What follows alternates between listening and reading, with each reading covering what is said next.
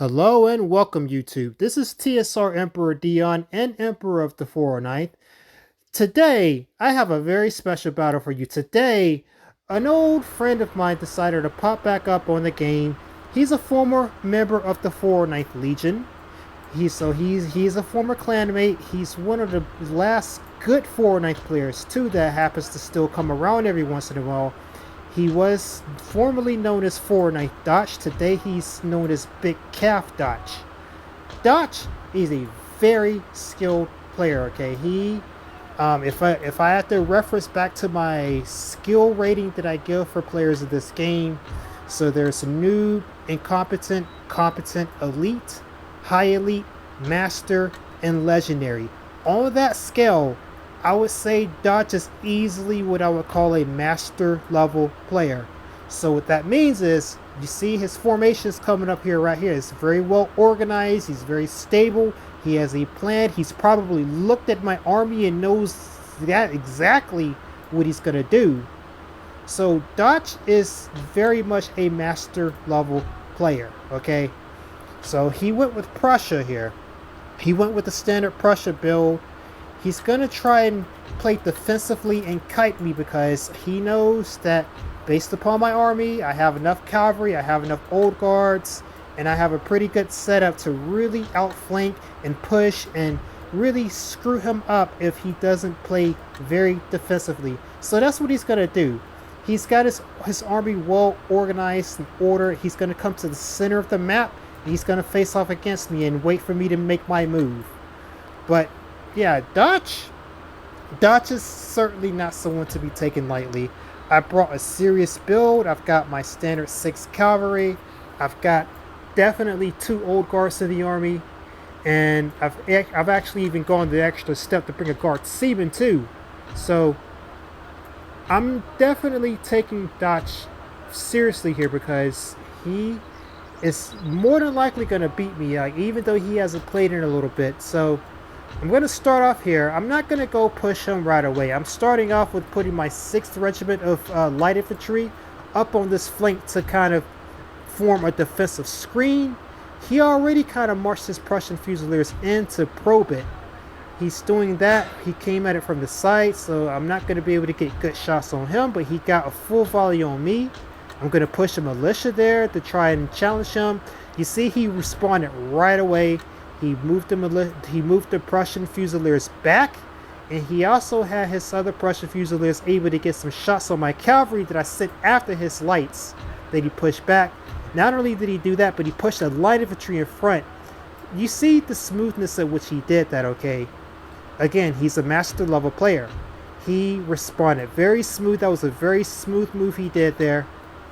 No hesitation. He pulled it back right away. No playing any games with this. So I essentially did no damage to him, but he got shots on both my lights and my cavalry. Not a good situation for me. And you'll see this be the kind of reoccurring theme throughout this match here. Now, in this video, we're going to play 2 battles. This is the first battle we're going to play. This battle, he does beat me, okay? But I'm going to go ahead and give commentary on this battle anyway, so you can see exactly how that progressed.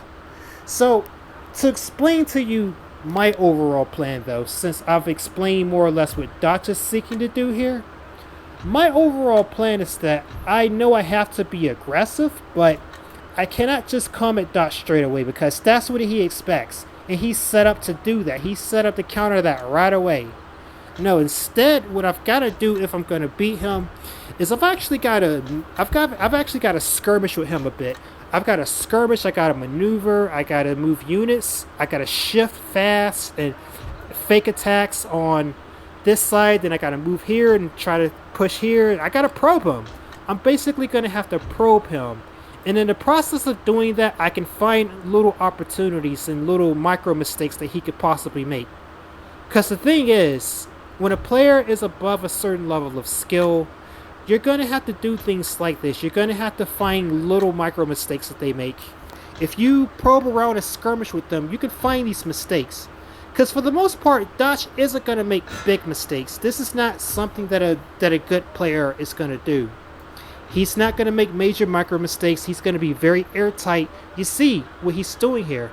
His formation is air fucking tight. You couldn't get a fucking mouse through his formation right now. He's so tight. Okay, he's tighter than a Las Vegas Virgin here. He's got everything locked down. He's got his flank secure. All he's going to do if I go for his flank, he's going to curl up his army and kind of bunch it in so that they further support each other. He's going to bring his units closer together and bunch his army in to face outward against me if I try to flank him. He's going to keep doing that every time I move these flanks here. You see, that's what he's more or less doing to respond. In the center there, he's mostly just using his lights to skirmish with mine. And I think I do have the same number of lights, so he's using his lights in a light infantry screen. He's got them spread out to the maximum extent. That allows him to absorb most of the shots that I give him on the center there. Oh, and also, I have a little glitch going on here too. So my men are stuck behind that wagon there. And really, he could exploit that if he saw it. I don't think he sees it. But I'm sitting here struggling with this unit, trying to get those units unstuck. I'm moving it back. Yeah, see, there you go. I'm getting the units off of that wagon. They're going to get back on the wagon, but now I see they're going to actually be able to get unstuck off of that wagon there. That's actually a little glitch that's inherent to grassy flatlands. You have to be careful with those wagons. Those do get in the way. Those will fuck you up if you're not paying attention. Luckily, I was paying attention, and luckily he didn't see that whole deal going on. So I'm going to continue forward from that little mistake. Okay, that was no issue there. So it's going to go exactly how I just explained it here, though. I'm not going to go straight in like I would usually do. I'm trying to really push and prod at him to see how he's going to respond. For the most part, he isn't going to overtly respond. He's just going to fucking shoot and scoot. That's all he's going to do. And he's maintaining his formation in doing that. He's ready to face me no matter where I come at him. So these little micro mistakes are the only thing you can count on when you're going against a master level player, because like everybody makes little mistakes. He's not going to make big ones, but he may make little ones. And that's how you're going to find your opportunities to get in at him. For the most part here, though, he's not making too many mistakes. He's not giving me too many opportunities. He's well guarded from every angle I try to come at him at. But I'm constantly doing this. You see me constantly doing this. I go from this side of the formation. I'll go over to the other side of the formation, do some stuff. I'll go to the center, move some stuff.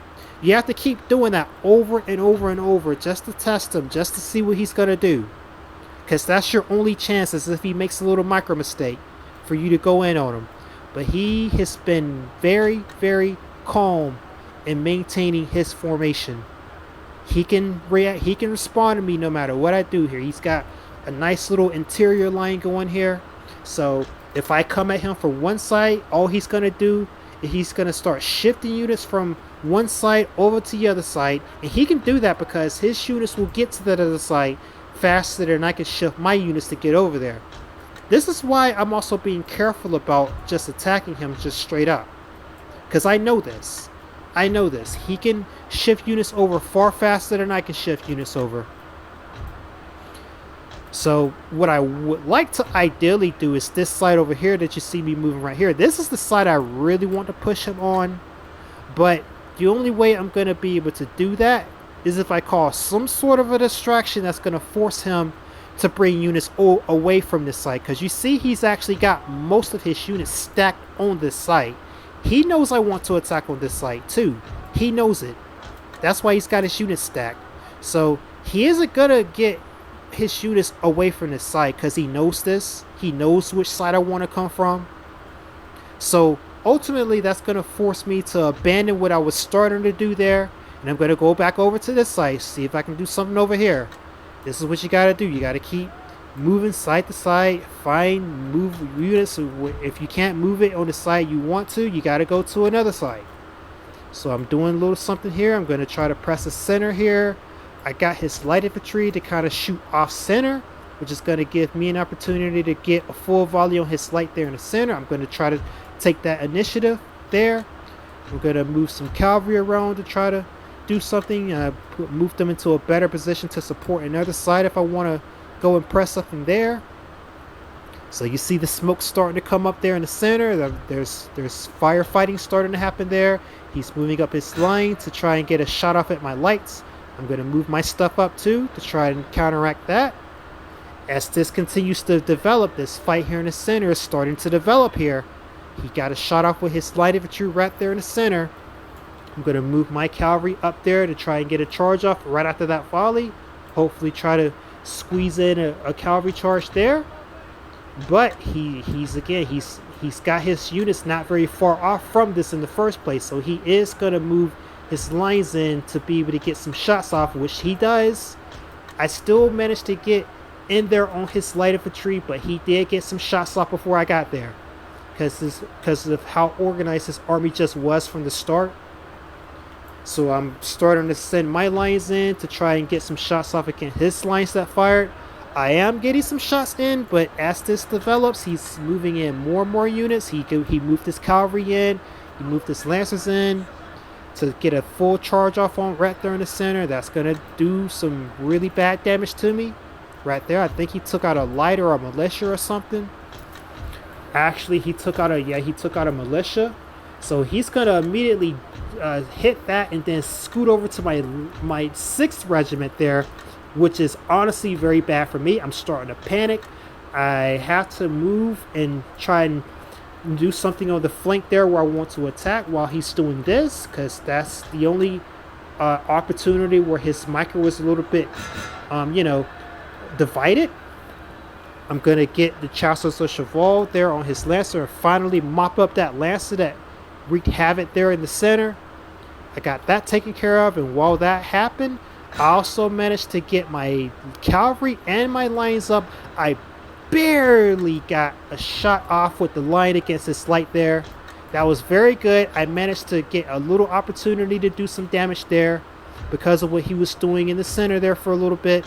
So I see that I got what I wanted there. I got the shot. I'm going to immediately pull that flank back. I'm going to focus back in over here.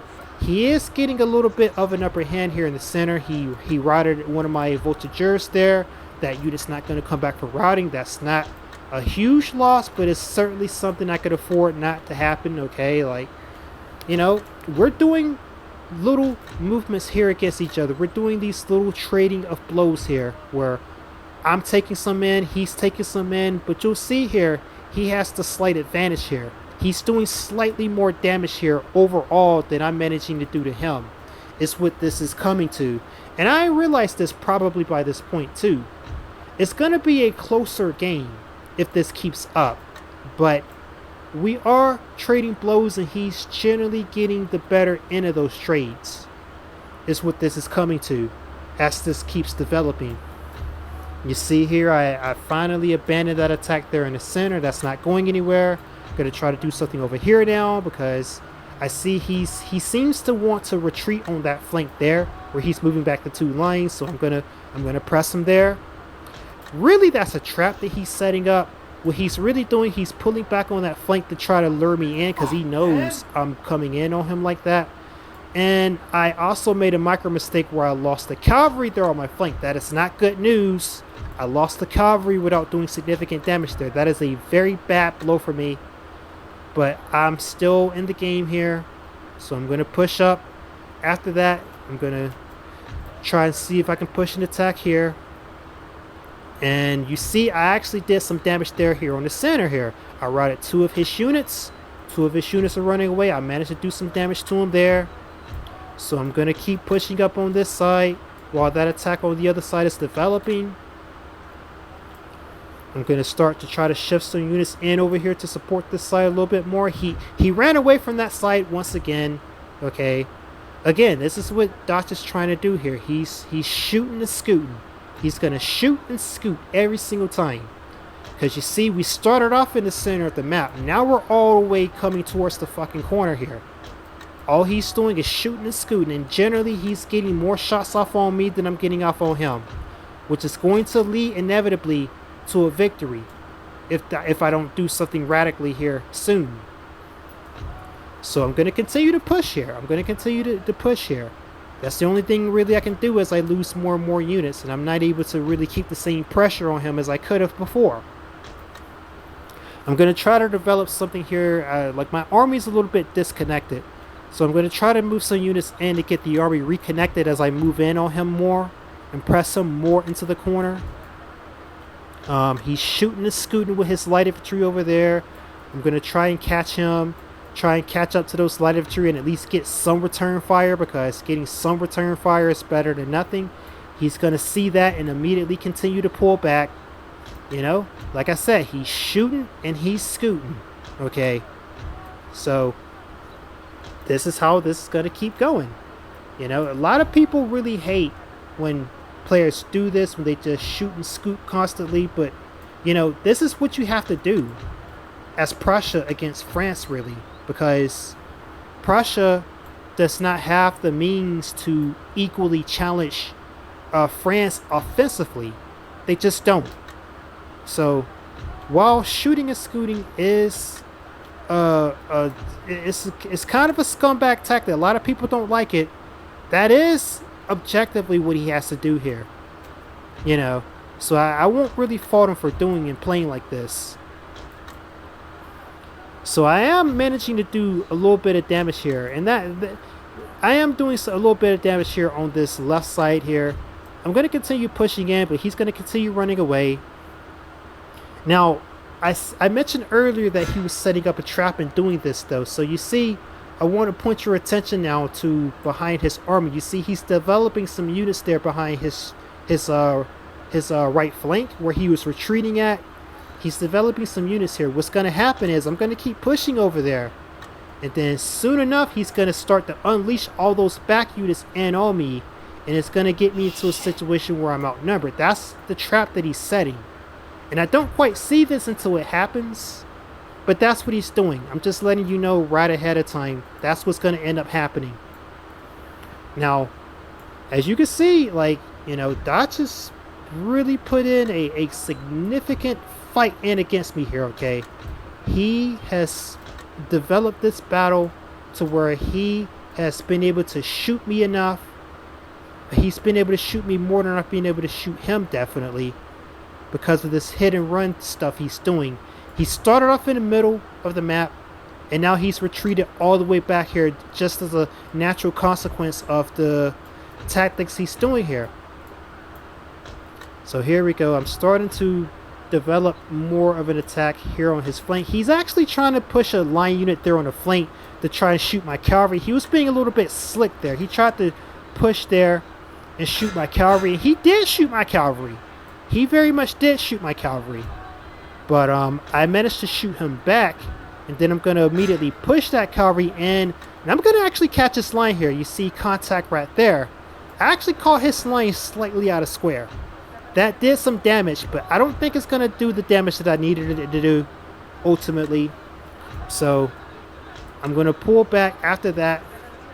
And I kind of see at this point too that all those units that he was putting up behind, now he's starting to push them against me. He did a fake charge right there, but now he's going to do a real charge now that I'm repositioning my lines, and that's going to catch me at just the right timing. That is a very bad timing for me and a good timing for him.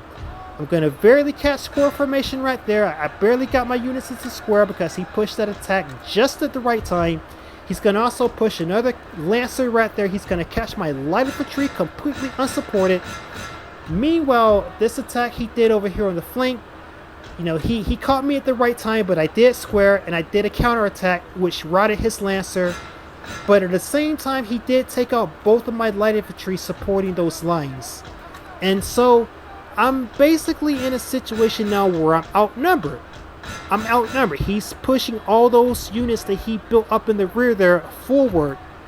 I'm going to try to push him, but he's just going to hit square and deflect my push. Meanwhile, I don't have nearly enough lines to really challenge him and do the damage that I need to do. And I even lost the line unit. I even lost the cavalry there. I lost the cavalry there. That's not going to come back from routing.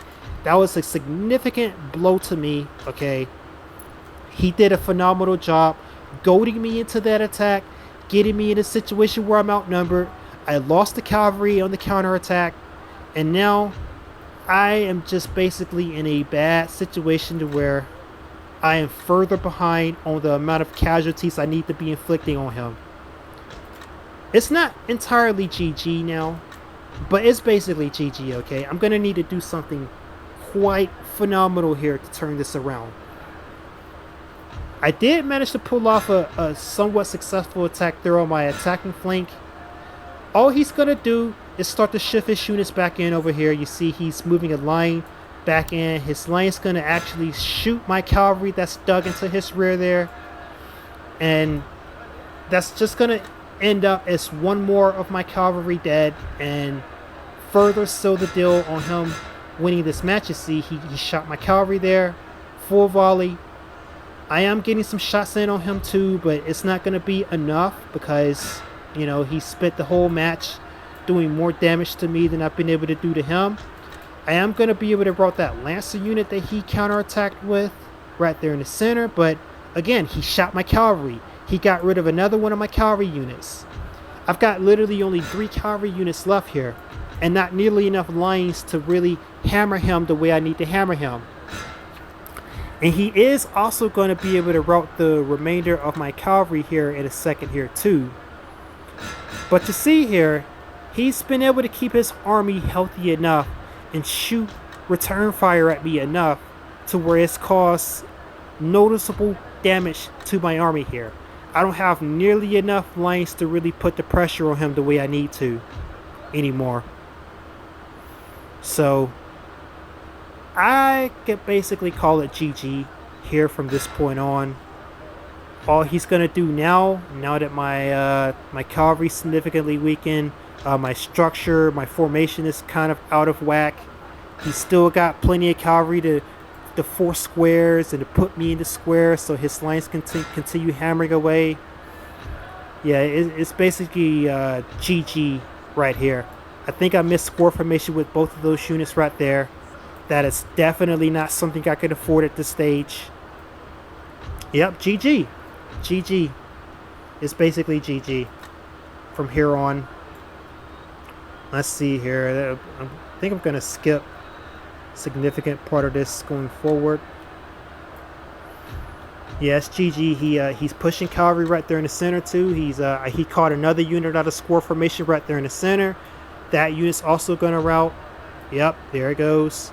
He routed most of my attacking flank. He routed another line unit there in the center.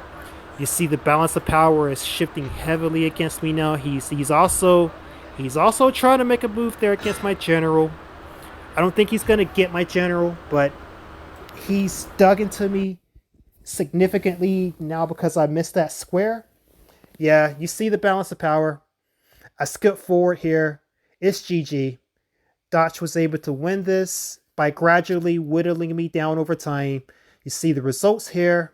I got 800 kills. He got about 1,000. You see, the kills are not at all. It's not a blowout victory for him. I did a good amount of damage, but he whittled me down and got it into a necessary win for himself.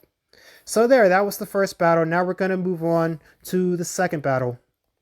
Right, so this is round 2 of Big Cav Dutch versus Emperor Dion. Now this battle is going to go a lot more in my favor. You see, I'm using Spain, and Big Cav Dutch is being true to his name and using Artemis with about, I don't even know how much Cav this is. It's like, what, 1, 2, 3, 4, 5. He's got about 6 or 7 cavalry there. 7 Nizam cavalry to be exact. Or actually, no, he's got 6. He's got 6 mounted Nizam cavalry, so he's kind of being true to his name there. He's going a more cavalry-centric nation here. He's got Artemis, I've got Spain. This battle is going to be a bit more interesting. So, just to tell you right off the bat, I do win this battle, but we'll show you how we get there. It's kind of interesting how it gets there, okay? You probably may have seen a clip of this battle that I uploaded prior to this video, but now you get to see the actual full battle as it played out. So here we go. I'm using this big bulky Spanish army. I believe I've got at least 10 light infantry. I've got 3 light infantry, and I've got 6 Lancers, okay, with rank on them. I've got experience on the Lancers, boy. We ain't playing around this game. Napoleon Total War is full of all kinds of interesting terminology. One such terminology is when you put experience points on Spanish lancers. They're called lanceros. People call them canceros when you do that because they're so freaking good, honestly. Canceros. You see this? Like, who come up with stuff like this? That's pretty funny. Canceros. Spanish lancers with experience on them are canceros. Haha. Anyways, let's get back to the battle here. So, yeah, it's like the roles with this battle have been reversed from the last battle. The last battle, I was the aggressor and Dotch was the defender. This time, I'm the defender and Dotch is going to be the aggressor. So let's go here. Let's see how Dotch gets to. Let's see how well Dotch does now that he's in the driver's seat.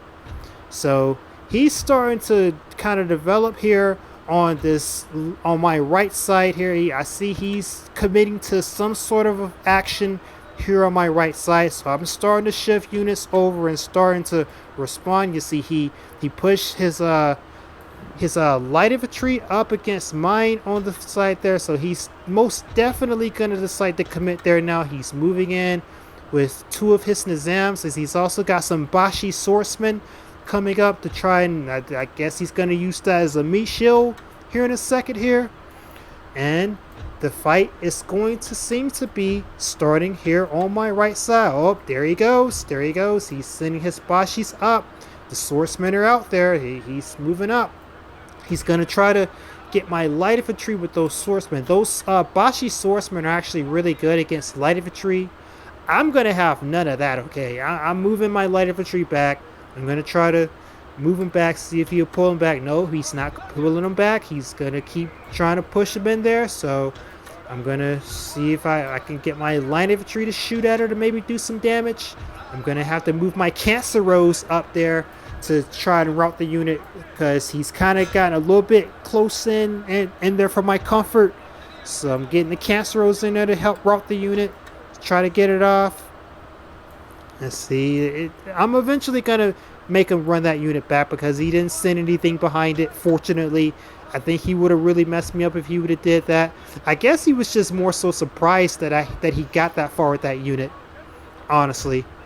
But yeah, he pulls the Bashi back. I pull my Lancers back before he manages to shoot it to death. And looks like he's going to come right back in at it. But this time, my units have formed up and can now shoot him properly. So that's what's going to happen now. I think maybe his unit glitched out. That's the reason why it ran back. I don't think he actually meant to do that. But okay. Now he's sending it in the Zam straight in after that. I'm going to go into square right away. And I'm going to get my Canceros right onto his freaking Nizam mounted cavalry to get that crap out of here. Because we don't need that in our formation at all. That is bad news. That is bad news for cavalry to be running around in the formation like that all willy-nilly. So the Canceros are in. I got a full charge on it with my Canceros. That's going to... Where is it? There it goes. I routed the Nizam cavalry. That was very good for me. I managed to rout that unit without too much damage. Now he's moving in with his line infantry on the flank. I'm going to counterattack right away. Try to force some squares. You see, I got a perfect charge there with the Canceros on his flank there. Managed to cross straight through his line infantry. I think I almost caught him out of square, but he managed to square at the very last moment there. So I'm going to pull back with the Canceros and continue to shoot in. But now he's bringing in more Nizam mounted cavalry, which is going to be bad news for me. I'm going to go into square formation right here. You see this back and forth starting to develop where he makes me square. I counter him and then make him square. Now he's got me on the back foot here because he's got more cavalry than me here. He's got 3 Nizam cavalries there. He routed one of my Canceros. I'm thinking, oh crap, this is going to be a very clutch game here. I'm getting some more Canceros to get a full charge in on him, and I got my general over there to hold down the morale to make sure that things are going to go smoothly and that my units don't rout. He's getting in there with his line infantry. He's shooting more of my squares, but no permanent damage done. I'm still holding My units are still not running. He's got another Nizam cavalry coming in there to force even more squares. Holy crap. That's what's going through my head right now. Yeah, he's gonna catch one of my units out of square here. He caught that one out of square. I caught him with a cancero, barely. Like, my general is in extreme danger now, so I'm gonna move in more canceros and I'm gonna get my general the heck out of there, because that is something I definitely cannot afford, is for to lose my general with Spain.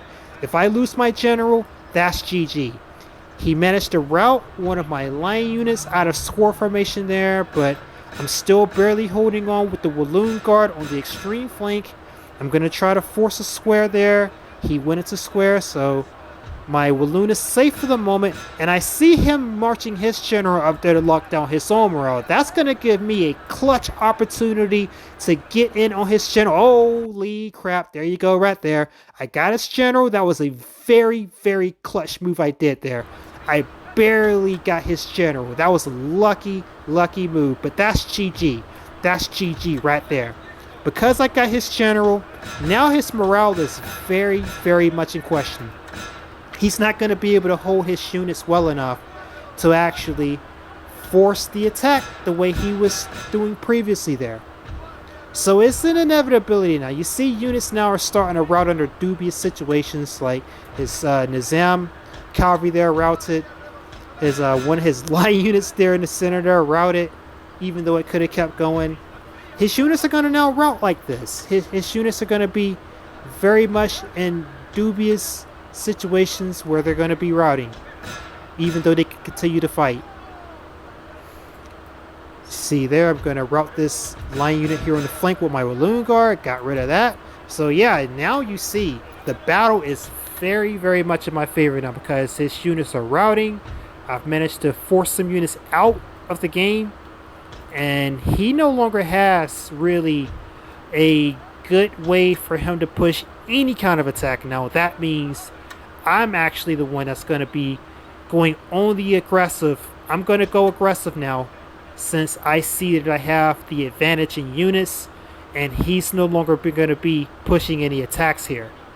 So that's what you see me doing here. I'm going to start moving up some units here. I'm going to start setting up. I'm going to start goading him into expanding the remainder of his cavalry to try and seal the deal here. Like, it's already basically GG.